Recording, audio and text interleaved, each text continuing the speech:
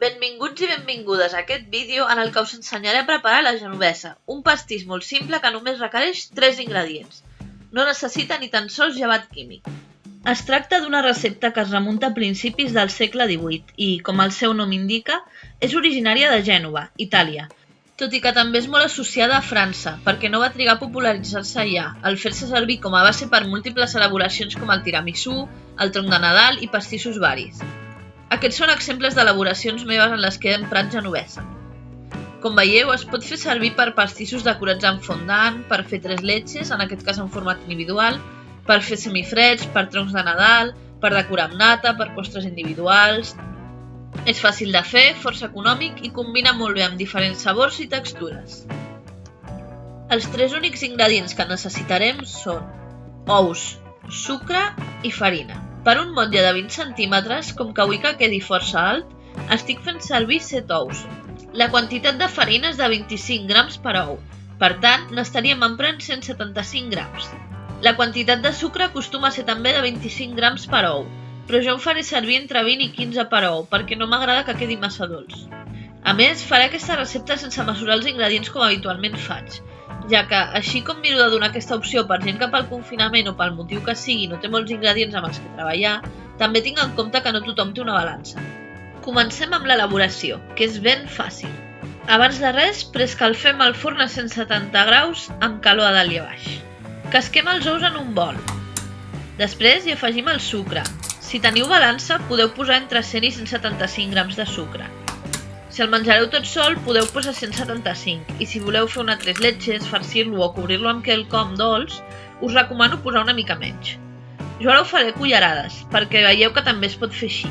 I n'afegiré una per ou, és a dir, 7.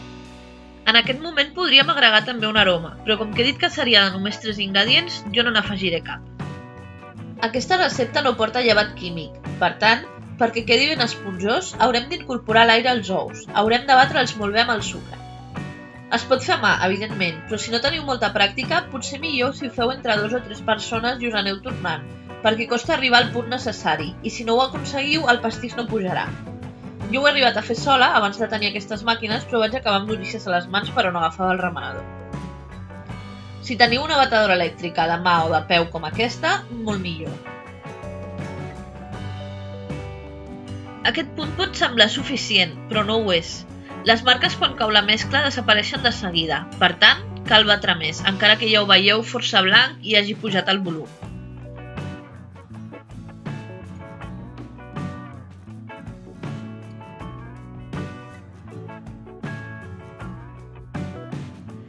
Quan quedin aquestes marques, aquesta mena de rastre, ja podem parar.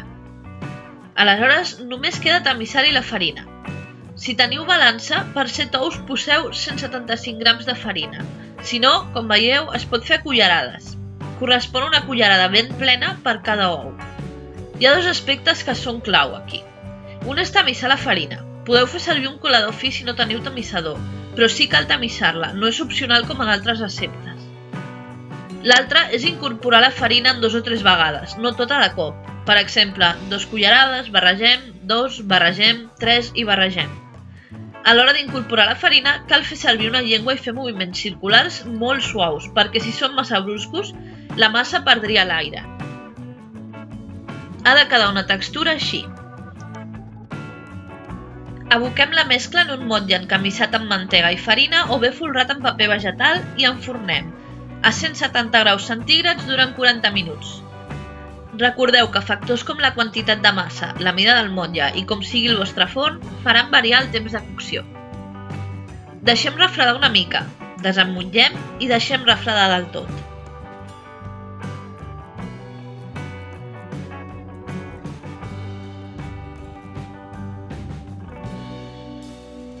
Ha quedat superbé! I ja el podem servir. Tot i que normalment es faci servir com a base per farcir i o decorar, també es pot consumir així, sense res més. És una coca molt suau, esponjosa i lleugera, ja que no té cap greix afegit com oli o mantega. Això també fa que sigui més sana i menys calòrica que d'altres. Apa, doncs ja ho tenim. Mireu quin goig! Compartiu el vídeo si us ha agradat i subscriviu-vos al canal si encara no ho heu fet per no perdre-us cap recepta. Bon profit i a reveure!